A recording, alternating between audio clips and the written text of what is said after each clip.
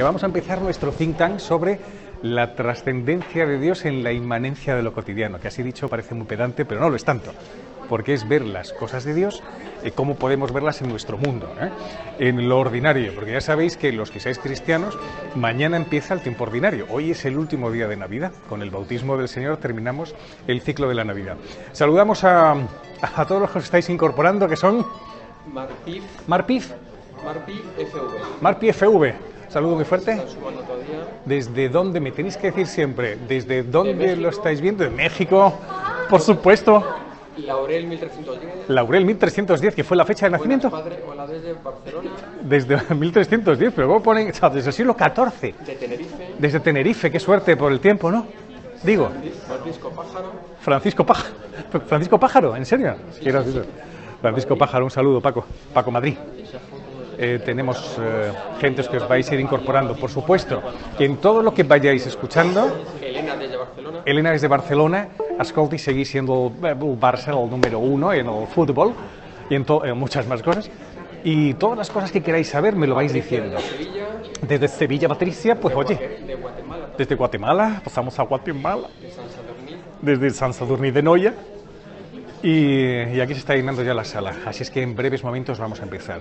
Todas las preguntas que queráis a propósito del asunto, os voy a recomendar algunas novelas, algunos libros y tal, pero bueno, algunas son un poquillo pesadas, ¿eh? Ah, por cierto, hoy vamos a ver un tema un poquito raro, porque es cómo adivinar la presencia de Jesucristo en el mundo a través de una pelota de béisbol, lanzada en el año 1951 en un partido que fue espectacular entre los Dodgers y los Giants de Nueva York. Ya sé que esto os sorprende un poco y es absurdo por principio, pero es uno de los temas de la charla de hoy. Bueno, pues vamos a ver cómo empezamos. Empezamos con esta fotografía. ¿Quién sabe a qué pertenece esta fotografía? Sí. A Cuenca. Es Cuenca, la ciudad encantada by night. Ojalá, ¿no? De todas maneras, Times Square es brutal por la noche. O sea, Times Square por la noche, que tiene una jefatura de policía que la tiene justamente a un extremo, es una de las zonas más tranquilas del planeta Tierra. Porque ahí no tienes ningún problema. Puedes estar hasta las 6 de la mañana, 5 de la mañana paseando, no tienes ningún problema de inseguridad de ningún tipo. Tienes, como decía aquel escritor, dice, tienes más probabilidades de que la policía te coja a que un ladrón te haga algo.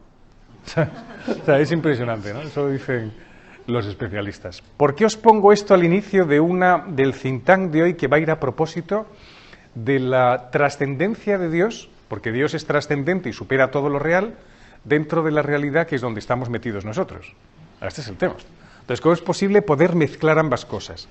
Hay dos cosas que he descubierto estos días que son fascinantes, ¿eh? Una, porque es la clave del Evangelio, explicada a través de un cuento de Kierkegaard, que es muy bonito, y otra, una novela que me he leído de Don DeLillo, que, es que si os lo recomiendo de verdad, no sé hasta qué punto, si os recomiendo esto me podéis matar directamente, porque leerse un tocho de 900 páginas, a mí me parece una obra inmensa, porque es muy interesante, pero está escrito de una forma un poco especial, ¿vale? Entonces hay saltos como de guión y de trama permanentes, pero quiero hablar de esto porque podemos enlazar la historia de una pelota de béisbol con la verdad sobre Jesucristo. Y no estoy crazy. ¿Eh? O sea, esto tiene una historia que puede resultar muy atractiva para transmitir la fe. Pues os voy a explicar de qué va la cosa. ¿Por qué os pongo Times Square? Mirad, para que veáis cómo escribe Don DeLillo, que es el autor de la novela que os he presentado, Submundo se llama. Cuando uno va por cualquier ciudad... ¿Habéis estado en Madrid en Navidades? Habéis estado en Madrid, pero algunos no. Otros habéis estado por ahí. ¿Habéis estado en Madrid? ¿En Sevilla? ¿En Ibiza? ¿Quién ha estado en Ibiza? ¿Ha estado en Ibiza también? Oh my God. Pero hombre, ahí siempre hay que llevar algún cura, ¿no? Digo. Irse a Ibiza en Navidad. ¿Quién más? ¿Dónde habéis estado? San Esteban de Gormaz. San Esteban de Gormaz. Qué interesante. Claro, lo que pasa es que Ibiza, San Esteban de Gormaz, no son lugares como tan poblados como para que vayas por la calle diciendo a la gente perdón, ¿no? No. O sea, porque vas... Ibiza, no. No, porque... La vaguada el 4 de enero sí. Claro, tú te vas el 4 de enero a la vaguada y es muy fuerte, efectivamente. Entonces sí que te vas dando codazos con todo el mundo. Miraos cómo dice precisamente la confusión de la gente, el follón y el estado de distracción que tiene el ser humano en el mundo contemporáneo, Don Delillo en el arranque de esta obra, Submundo, dice: miles de seres anónimos que brotan de los autobuses y los trenes, personas que no representan una migración ni una revolución. Es verdad, o sea, no hay ninguna manifestación, ni hay ninguna nada, la gente pasea, la gente va a comprar o va a hacer lo que sea, pero no es una migración, ¿no? Pero que traen consigo el calor corporal de la gran ciudad. Todas estas cosas de cuando la gente que está en un rincón próximo a Madrid dicen: jo, vamos a ir a Madrid a ver las luces, ¿no?, en Navidad, que es un tiempo de mucha convulsión. Es penoso, pero es verdad, pero ha sido un tiempo de mucha convulsión. No sé cómo lo habréis vivido vosotros y todos los que nos ven a través de Periscope y tal, ¿no? Pero me imagino que habrá sido un tiempo un poco de todo, de compras, de follón, de comidas, de los líos, ¿no?, varios. El problema es que si os voy a hablar de la trascendencia de Dios, cómo descubrirlo aquí abajo, y la Navidad ha podido ser el momento más idóneo para hacerlo, la Navidad el momento más idóneo, y se nos ha ido en manifestaciones de este tipo, pues hemos podido perder una oportunidad así de oro, ¿no? Porque ¿cómo poder encontrar a Dios en el barullo y en el follón cotidiano? En un país, eso también, por ejemplo, tiene mucha enjundia lo que dice Don Delillo.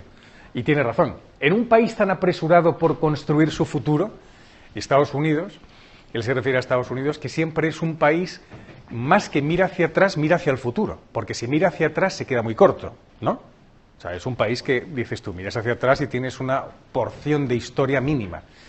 Pero es un país que está siempre construyéndose hacia el futuro, ¿no?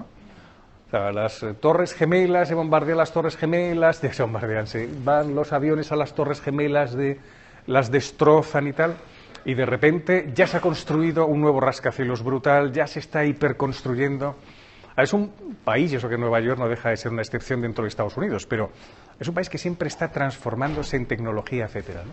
Entonces él dice: en un país tan apresurado por construir su futuro, los nombres con los que se relacionan los productos te proporcionan una sensación de seguridad duradera.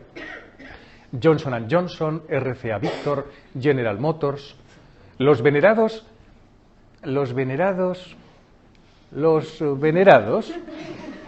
de la floreciente economía deben ser como marcas de la economía, son más fáciles de identificar que los nombres de los campos de batalla o los presidentes fallecidos.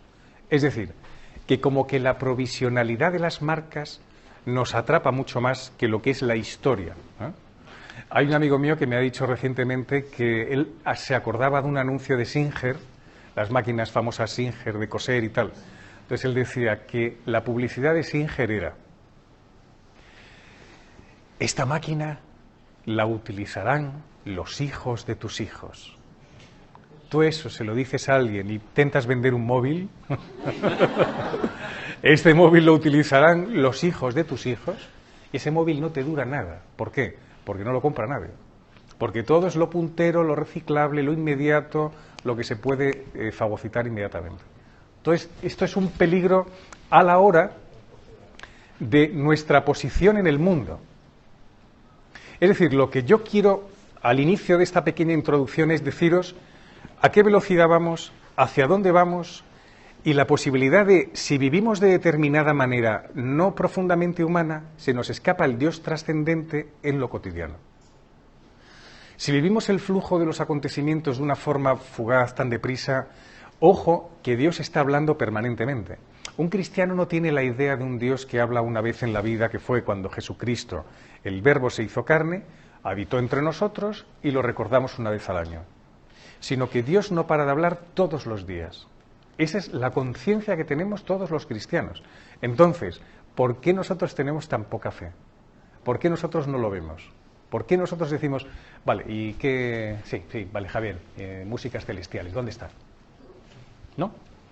Pero claro, si vivimos de una forma brutal y absolutamente fuera de nuestra matriz de estar centrados, pues es verdad que no podemos verlo. A lo mejor habla él, pero no nos pilla. No es por incordiar, pero si hemos visto Times Square hace muy poquito tiempo, os voy a enseñar Times Square en el año 1870. Está bien, ¿eh? Los letreros luminosos por todas partes, vamos, parece que es un spaghetti western donde va a salir Clint Eastwood en cualquier momento. Pero es brutal esta imagen, porque es Times Square. O sea, lo que es el centro de la ciudad que no duerme nunca, ¿eh? Esta es la ciudad que se apaga pronto. Una persona que viviera en ese rincón es una persona que estaría como tranquila, no tiene televisor, evidentemente, no estaría pendiente de un tono del WhatsApp, evidentemente. Yo no soy ludita, un día os lo comenté y hablamos de lo que era el ludismo. No el nudismo, que es bien distinto, sino el ludismo. ¿Os acordáis qué era el ludismo?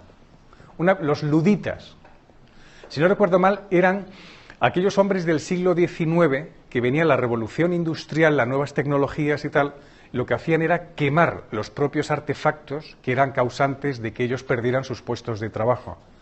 Entonces se llamaban los luditas. Entonces los luditas decían que ante cualquier desarrollo tecnológico, eso te corta a ti la humanidad. Yo no soy de esos, ¿eh? O sea, a mí me parece que Times Square, verla ahora, me parece una pasada, me parece muy bonita y, oye, es una gozada estar en una especie de gran círculo de día donde está el sol permanente. Pero claro, es verdad que la gente que va caminando por Times Square y qué tal, se va siempre en un estado como de distracción, eso no lo podemos olvidar. Si yo vivo en un estado de distracción, ojo, a ver cómo puedo escuchar yo la trascendencia de Dios en mi día a día, ¿no? Eso es lo complicado. Y esto también, esta es la tercera frase, así que me sirve de introducción, de Don DeLillo en Submundo, es la sospecha eternamente rezumada, dice, la parálisis, esa cosa implícita en toda ciudad que funciona a golpe de botón, que un día se detendrá de repente dejándonos indefensos en la oscuridad absoluta y entonces empezaremos a preguntarnos, como yo, cómo funcionaba todo en cualquier caso. Es decir, ¿no os da la impresión que de repente un día se apague todo, se apaguen las luces, no nos funcione nada, nos quedemos, nunca mejor dicho, a dos velas, porque será lo único que podamos utilizar? De repente todo se para. Imaginaos una ciudad como la Gran Manzana de Nueva York. Ya pasó. ¿Eh? Ya pasó. ¿Ya pasó? ¿Y sabes lo que pasó luego 9 meses después? ¿Qué pasó? ¿Qué pasó cuándo?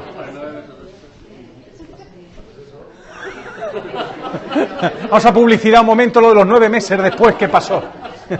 Pero ¿cuándo ocurrió? Hubo un gran apagón en Nueva York.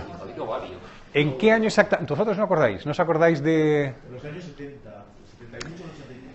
Claro, es que esta novela también habla, es un desarrollo de la historia reciente de Estados Unidos, entonces habla de ese gran apagón. Y entonces es el miedo a vivir en una sociedad a golpe de botón, que de repente todo deje de funcionar por un botón.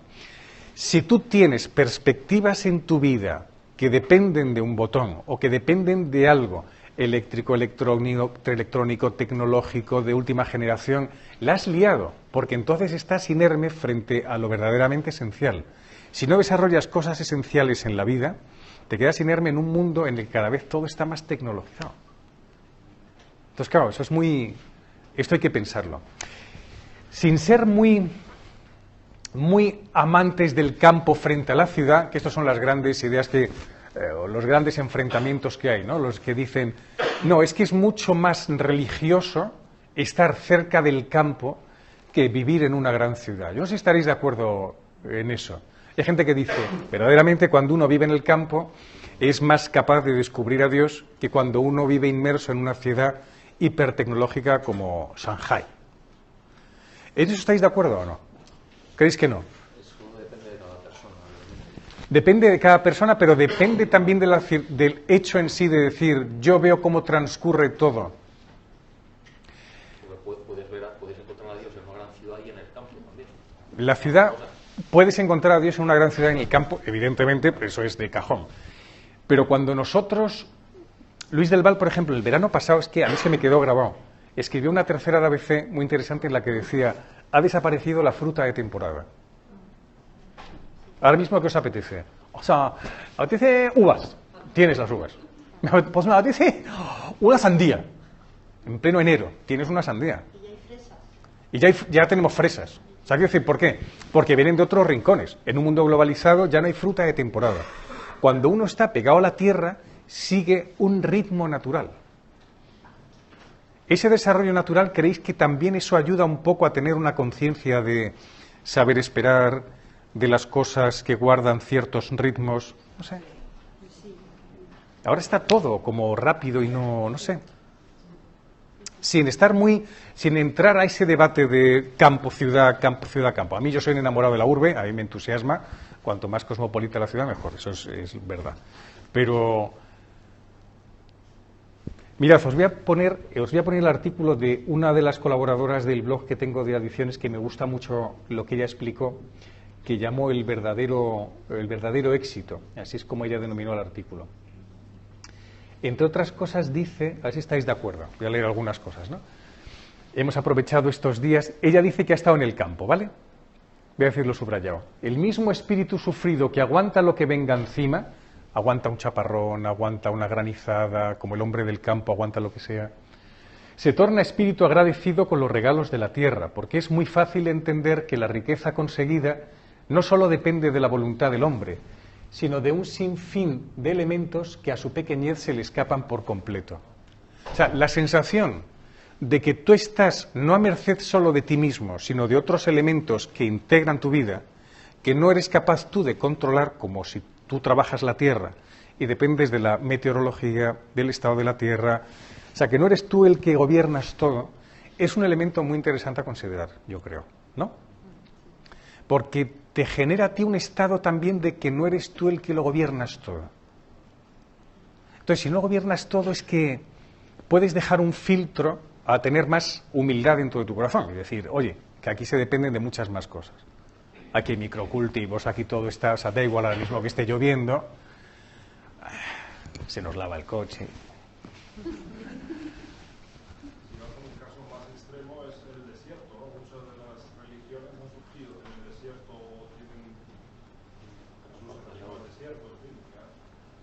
Claro. Más, inhóspito. Un silencio más inhóspito, más la naturaleza. Sí, porque luego nos dicen siempre lo de las preguntas, que nos dicen que es verdad que el tema del desierto, que hay muchas religiones nacen de una situación muchas veces inhóspita, como puede ser el desierto, que es un lugar donde no hay nada y te encuentras con Dios precisamente porque lo que contemplas te lleva, digamos, al silencio, ¿no? Te lleva a un estado de contemplación, eso es cierto. En cambio, tú te pasas por Times Square o por la Puerta del Sol, decidme en qué momento te entra un grado de ensimismamiento, de contemplación. Y no estoy, pero no quiero entrar en ese tema de la disputa, pero algo un poco sí rozarlo, ¿no? O sea, ¿qué nos puede ayudar para entrar en un estado de contemplación de Dios en lo ordinario? El que es trascendente y está detrás de todo. Esta es la clave del día de hoy. Me gusta mucho lo del ejemplo de la voluntad, que no todo depende de la voluntad nuestra. Yo quiero algo, quiero un paraguas, y voy enseguida, Apple Watch, iba a decir, Apple Umbrella, an umbrella in your hand, immediately.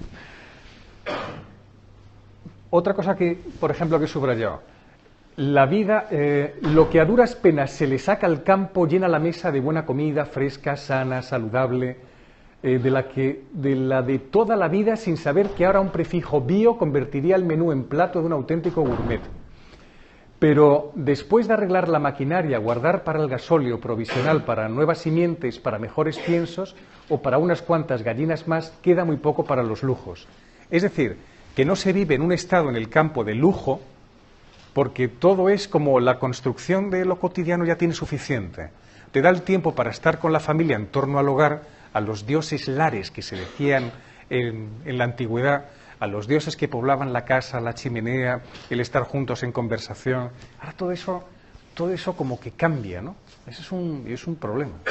Por ejemplo, no es ninguna tontería lo de tener una autocaravana, que estaba hablando con uno de vosotros.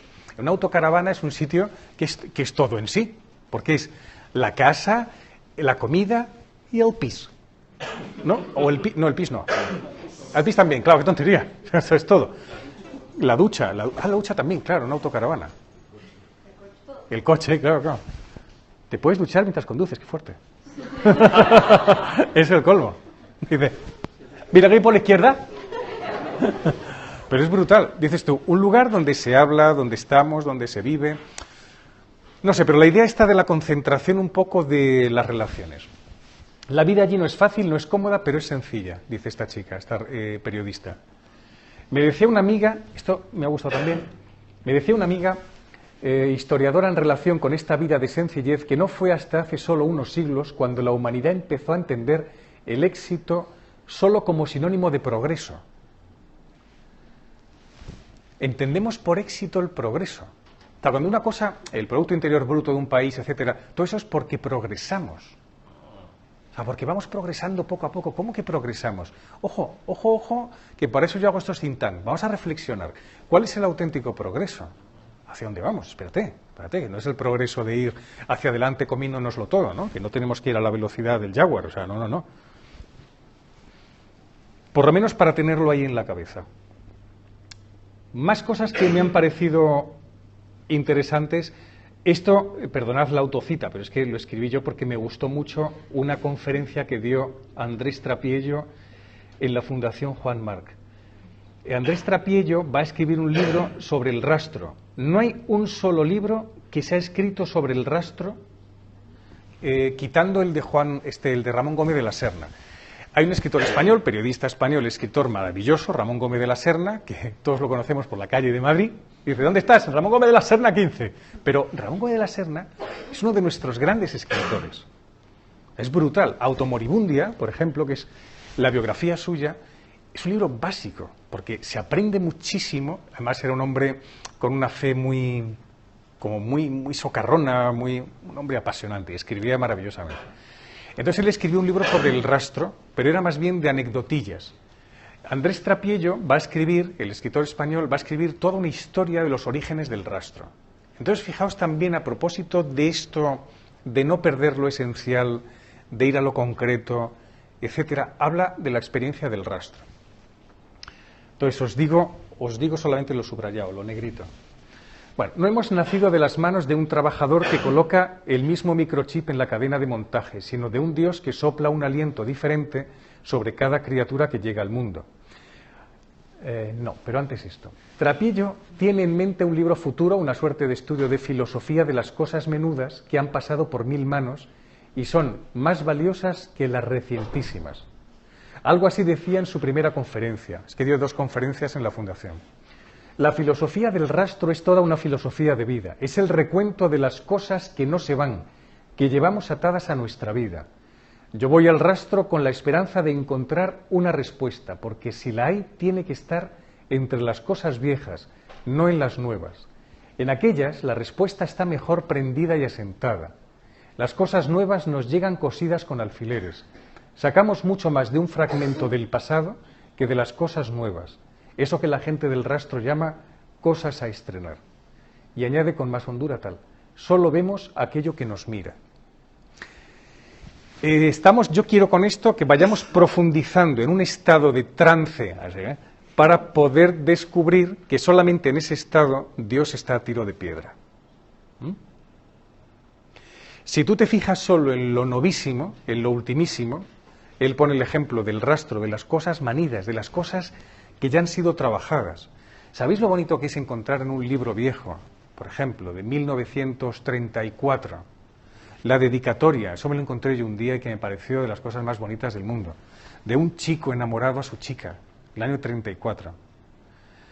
Rosalía, yo no sé cómo, además escrito en ese tono del año 30 y tantos, todo como muy mucha prosopopeya y encanto de mi amor, labios en flor y tal. Yo decía, si yo soy la novia, yo le devuelvo el libro, se lo estampo en los piños. Pero era muy bonito, porque dices, joder, estás leyendo algo que se lo regaló un chico a una chica hace mucho antes de la guerra civil, antes de todo lo que hemos pasado nosotros. O sea, tiene más historia, las cosas antiguas tienen un pedazo de historia. Han sido pasadas por el hombre. Y esto que ha sido pasado por el hombre lo encontraremos en el más allá. Las cosas que no han sido tocadas por el hombre, que no han sido embarradas por lo nuestro, no las encontraremos en el más allá. Por eso siempre os he dicho eso de que los gatos, los animales que han pasado por nuestra vida, toda clase de animales, los hermanos, todos esos los encontraremos en el más allá, porque son cosas que hemos humanizado. Por eso en las cosas viejas, dice Trapiello, que encontramos respuesta, más que en las cosas novísimas. en un móvil nuevo. ¿Qué es un móvil nuevo? Un móvil que no tiene fotos, que no tiene las fotos que has hecho recientes, que no tiene los recuerdos de la última vez que te llamó tal persona o tal, ¿sabéis? O sea, ir siempre hacia atrás para quedarse con lo esencial, guardar lo esencial, conservar lo esencial, es tarea prioritaria del ser humano. Y ahí se roza un poco la presencia de Dios. Ahí se roza un poco la presencia de Dios. Hay un salmo que dice, que me emociona, afirma que Dios conoce cada pájaro. Ese salmo dice eso, ¿eh? Dios conoce cada pájaro. Hay un salmo precioso. O sea, no solamente conoce a bulto, ¿eh? No que conozcas variedades de frailecillos, ¿eh? A bulto, sino a cada uno. O sea, que Dios no reagrupa, singulariza a cada criatura, le llueve una sorpresa diferente. Entonces eso es como que uno tiene que ir como muy poquito a poco, singularizando, no ir muy deprisa, conservar las cosas, ir a lo esencial, como un preliminar del encuentro con el Señor aquí en el mundo. Básico, ¿eh? Más cosillas, así como que nos sirvan de punto así de arranque. Os voy a poner, entonces, ¿cómo podemos descubrir a Dios? Os vais a quedar de pie, ya veréis. ¿Cómo podemos descubrir a Dios? Porque si Dios no es trascendente, si Dios es trascendente en un mundo inmanente, ¿cómo se nos da? Yo estoy dando pequeños prefacios, ¿no? Para intentar estar preparados. Pero ¿cómo se da el Señor? ¿Quién de vosotros me sabe decir qué me dieron por Navidades? Tiempo. ¿Eh? Lo que pedí en la carta. ¿Eh? Carbón. Esto es un jeroglífico. Ah, claro. Te habías ido a Pekín. ¿Qué me dieron por Navidades? Es un jeroglífico como los de... ¿Sabéis un jeroglífico? Tiempo. Esto es un concurso para todos. Luego hay otro que va a ser más difícil. Este es... El tercer perro me dieron. A ver, esta mente abstracta que tenemos todos y disfrutamos de... ¿Qué me dieron por Navidades? Tiempo. Otro gato, sabiendo que aquí hay un perro. No, yo no digo nada. Es como la foto del gato vasco haciéndose un selfie con 3 perros yendo por él. Es muy sofisticado lo que dices. No. ¿Qué nos dieron? ¿Qué veis?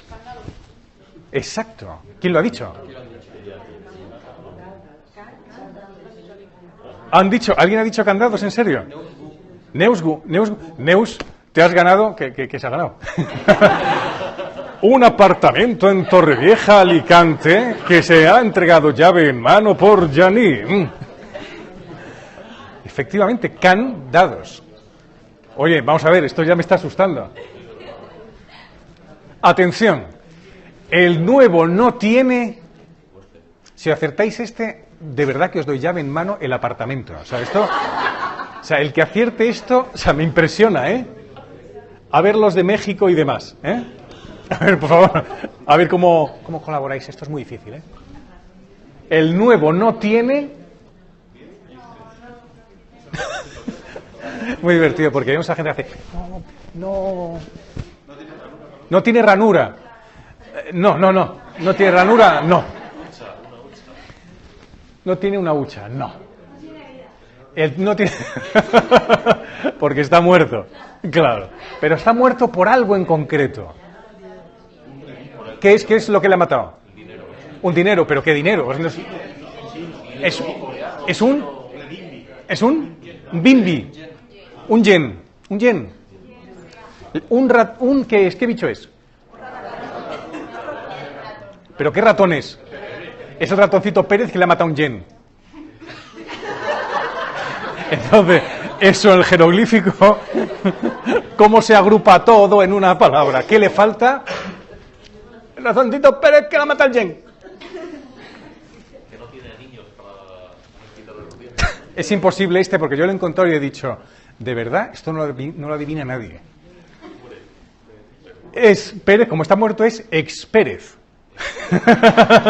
y el yen lo ha matado por medio, hay que meter yen entre Pérez. Experiencia. Lo sé, es imposible. O sea, es demasiado fuerte, ¿vale? Para encontrar a Dios, esta es la pregunta. ¿Hace falta tener esta mirada al mundo?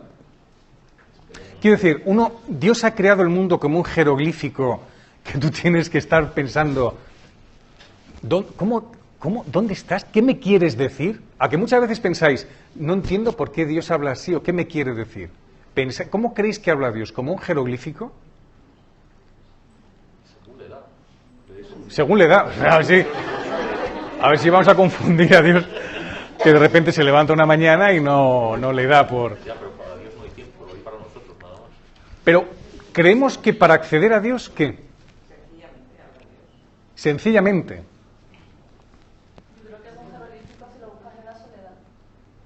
Pero... Sencillamente, por ahí dicen, luego, a través de jeroglíficos, es un jeroglífico si lo quieres buscar solo.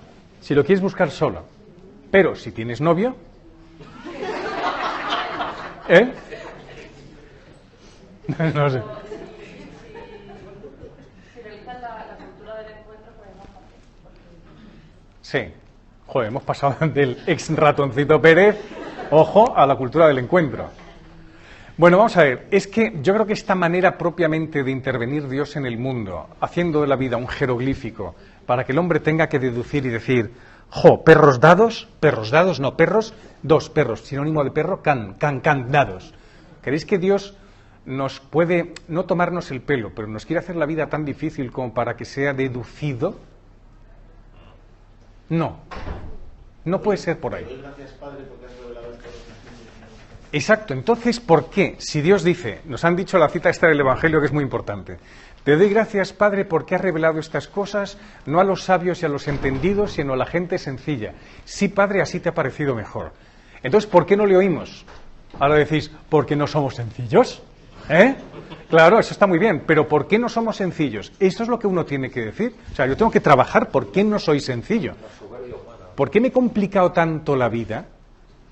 No por hacer a lo mejor Times Square, que está muy bien, pero ¿por qué no encuentro yo contemplación en el mundo? ¿Por qué creo que a Dios no le entiendo en el fondo? ¿Por qué, si Él me asegura que siendo sencillo puedo dar con Él, por qué no lo encuentro? Os voy a poner un ejemplo que es muy elocuente, que yo creo que lo conocéis casi todos, ¿no? Pero os lo voy a leer en la lectura del Libro de los Reyes. Esto es un pasaje muy conocido para descubrir en el Antiguo Testamento cómo Dios va llegando a los judíos a través de las manifestaciones, a través de los profetas y tal. Y llega este texto de Elías. Elías se escapa de Jezabel. Jezabel debía ser un monstruo de mujer. Ahab le contó a Jezabel todo lo que Elías había hecho y cómo había matado a todos los profetas de Baal. Entonces Jezabel mandó un mensajero a decirle a Elías, te voy a matar como hiciste con los profetas de Baal. Si mañana a esta hora no estás muerto, que los dioses me maten a mí. Era un tiempo muy duro, donde todos iban buscando para matarse, ¿verdad? Tremendo. Cuando Elías supo esto, se asustó tanto que huyó a Berseba, en el territorio de Judá. Dejó a su ayudante en Jezreel. Os situáis, ¿verdad? Jezreel queda como a Toledo, a izquierda. Anduvo por un día en el desierto, después se sentó debajo de un arbusto y estaba tan triste que se quería morir. Y le decía a Dios, Dios, ya no aguanto más, quítame la vida, pues no soy mejor que mis antepasados. Esto le pasa a mucha gente cuando está sufriendo. Ayer, por ejemplo, que estuve en el hospital, se lo oí decir a 5 ancianos. Me acerqué a ellos y les dije, no entiendo por qué con 95 años Dios me quiere con vida. No lo entiendo. Porque es verdad que a medida que pasa el tiempo, los ancianos van teniendo mejor vida, pero están enchufados sí, van progresando, pero están en un estado por dentro un poco lamentable, ¿no? Entonces, ¿por qué me quiere con vida, Señor? Yo quiero, y yo a veces, cuando les doy la Sagrada Forma al Señor, les digo, este es el Cordero de Dios que quita el pecado del mundo. Entonces ellos me tengo que quedar un rato largo porque empiezan a rezar y dicen, Señor, ya no aguanto más, mi vida esta es un infierno, llévame contigo, no quiero estar. O sea que emociona mucho, porque es un diálogo entre esa persona y Dios como muy de tú a tú, y tú estás de intermediario, ¿no? Entonces, ya no puedo más. Entonces, bueno, yo pues muy suavemente, y luego hablas con esa persona, pero esta idea de ya no aguanto más, quítame la vida, pues no soy mejor que mis antepasados, la idea de la desesperación es muy frecuente en el hombre. Después se acostó debajo del arbusto y se quedó dormido. Al rato un ángel le tocó y le dijo, levántate y come. Elías miró y encontró cerca de su cabeza un pan recién horneado. No está mal, ¿no? Y una jarra de agua. Así que comió, bebió y se acostó de nuevo. Oye, a ver si este no va a ser el texto. El ángel de Dios fue por segunda vez, tocó a Elías y le dijo, levántate y come, pues el viaje será largo y pesado. O sea, en vez de decirle, bien, vente conmigo porque ya no aguantas más. Pues no, le dice, te voy a dar de comer y el viaje encima va a ser largo y pesado. El pobre Elías va a decir, ¿en buenas me he metido yo siguiendo a este Dios? Entonces Elías se levantó, comió y bebió. Esa comida le dio fuerzas para viajar durante 40 días y 40 noches, hasta que llegó al monte Horeb, que es el monte de Dios. Allí encontró una cueva y se quedó a pasar la noche. Pero Dios le habló de nuevo y le preguntó, ¿qué estás haciendo aquí, Elías? Parece que Dios está ahí como, Y contestó, yo me he preocupado mucho por obedecerte, pues tú eres el Dios Todopoderoso. El pueblo de Israel ha abandonado el pacto que tiene contigo, ha destruido tus altares y ha matado a tus profetas. Solo yo estoy vivo, pero me están buscando para matarme. Entonces dijo, sal afuera de la cueva y párate delante de mí en la montaña. Y entonces es cuando Dios se aparece. Esta es una aparición de Dios que a nosotros nos puede ayudar mucho. ¿Cómo Dios se aparece? ¿Cómo os lo imagináis vosotros? Que Dios se te aparezca. Los acontecimientos de la vida. No, aquí, no. Dios verdaderamente presente. No acontecimiento, sino que Él es el acontecimiento. Va a aparecer. Ojo, Elías, que voy a ser yo y voy a aparecerme. ¿Lo de la? Sí.